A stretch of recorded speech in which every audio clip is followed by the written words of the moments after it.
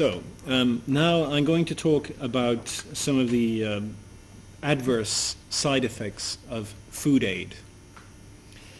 And I'm going to take the specific example of Ethiopia, which I think is a good example of why in some cases, not in all cases, but in some cases, in some respects, food aid can have very harmful side effects. Since the Great Famine in Ethiopia in the mid-1980s, 1984 to 1985, which killed hundreds of thousands of people, Ethiopia has become dependent on food aid to a very large extent. The country continues to grapple with very serious problems with ongoing conflict, both internal and with Eritrea, which is now an independent country. And of course it suffers various natural disadvantages such as drought, but the fact of the matter is that the country has become over-dependent on food aid, so much so that food aid has now, and this has been the case for about 15 years, food aid has now become an integral part of the country's economic structure.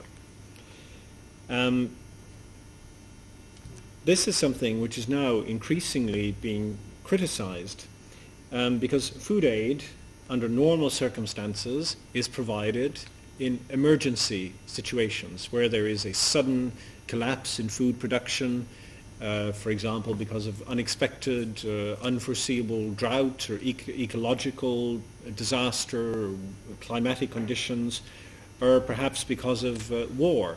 But one does not expect this situation to persist for 15 years.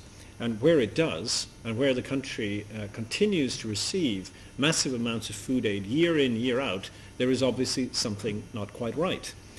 And the principal problem would appear to be that the massive influx of food aid, free of charge, has undermined agricultural production in the country because there is no longer a viable economic market for locally produced food. If food is simply given away free of charge, then people are not going to be able to, willing or able to pay for it.